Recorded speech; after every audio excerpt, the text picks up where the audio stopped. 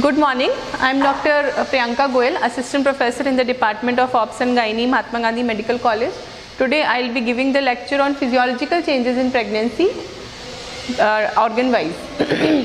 During normal pregnancy, nearly every organ system undergoes anatomical and functional changes. Understanding these changes helps to distinguish the normal physiology of pregnancy from the pathological disease state. First, let's talk about the hematological changes. The blood volume increases in the starts in the beginning at about 6 weeks. There is a 40 to 45% increase till 32 to 34 weeks. The increase in the blood volume results from combined expansion of plasma volume and red cell mass. The plasma volume increase about 50% at 30 weeks of gestation. Red cell mass begins to expand at 10 weeks and at term increase about 18%. The plasma volume increases more than the RBC mass, the maternal hematocrit falls. That is why there is a physiological anemia of pregnancy. The erythropoietin level increases 2 to 3 fold. The erythroid hypoplasia in bone marrow is there. That is why there is physiological anemia. What is the function of hypervolemia? Why is there hypervolemia? It meets the metabolic demands of the enlarged uterus and its greatly hypertrophied vascular system. It provides abundant nutrients and elements to support the rapidly growing placenta and the fetus. Increased intravascular volume protects the mother against the deleterious effects of impaired venous return in the supine and erect posture. It safeguards the mother against the adverse effects of the parturition associated blood loss. Now the leukocytes, the total leukocyte count increases during pregnancy from a pre-pregnancy level of 4300 to 4500 per ml to 5000 to 12000 per ml in the last trimester, although counts as high as 16000 per ml have been observed in the last trimester. Count as high as 25000 to 30000 per ml have been noted in a normal patient during labor. This is caused by an elevated estrogen and cortisol level. The granulocytes and CD8 T lymphocytes are also increased. CD4 T lymphocytes and monocytes are decreased. This is the chart showing the increase in the leukocytes total and the differential counts during pregnancy and at delivery. Now the changes in the coagulation system. Pregnancy is a hypercoagulable state. There is increased venous stasis which leads to the vessel wall injury. There are changes in the coagulation cascade. Increase in the factors 1, 7, 8, 9 and 10. There are the factors 2, 5 and 12 are unchanged or mildly increased. Decrease in the factors 11 and 13. There is increase in fibrinogen concentration by about 50%. Decrease in the fibrinolysis with decreased tissue plasminogen activators. Now the inflammatory markers are also increased, due to which the ESR is increased because of elevated plasma globulin and the fibrinogen. Complement factors C3 and C4 are elevated and C-reactive protein levels also increases. There is a progressive decline in the platelet count from first to third trimester. That is why it causes gestational thrombocytopenia in some patients when it is below 1 lakh. The causes may be the increased platelet consumption because of the production of thromboxane A2, which induce the platelet aggregation. Now what are the changes in the immunological system? Pregnancy is both a pro-inflammatory and an anti-inflammatory condition depending upon the trimester of gestation. There are the T helper cells 1 to T helper 2 cells paradigm in pregnancy. As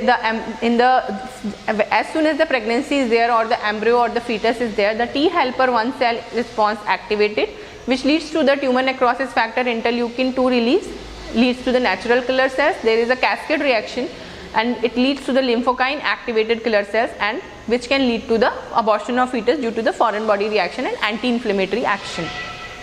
Now once there is a paradigm in pregnancy, in a normally progressing pregnancy, there is a paradigm of from Th1 to Th2 cells which are anti-inflammatory cytokines.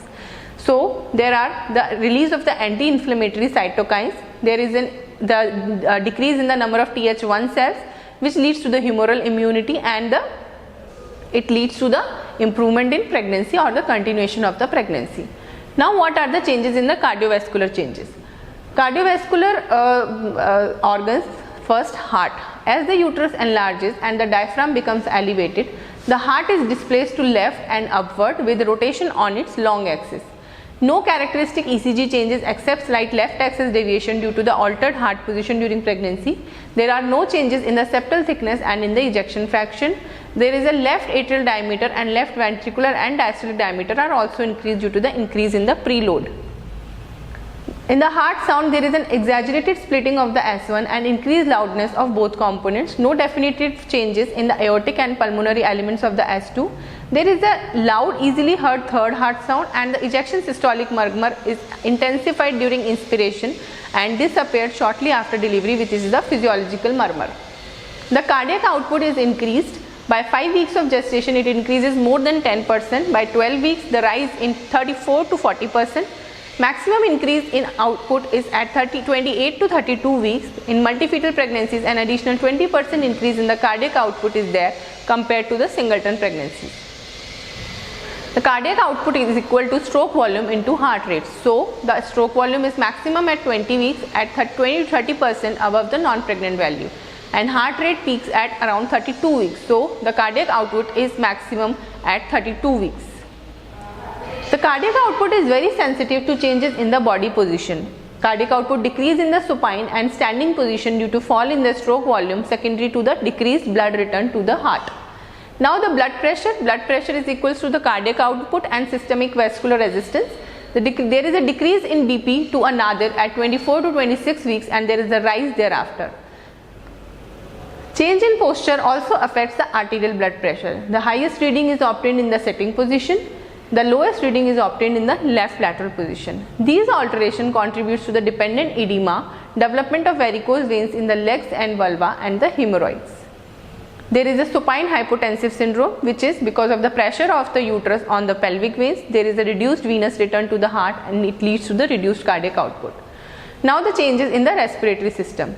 In the upper respiratory tract, there is the mucosa of the nasopharynx becomes hyperemic and the edematous with hypersecretion of mucus due to increased estrogen, which causes nasal congestion and rhinitis. There are the mechanical changes. The mechanical changes are in the diaphragm, which rises up to about 4 cm. The subcostal angle widens from 68 to 103 degree. The transverse diameter of thoracic cage expands by 2 cm. Thoracic circumference increased by about 6 cm. The lung volume and pulmonary function.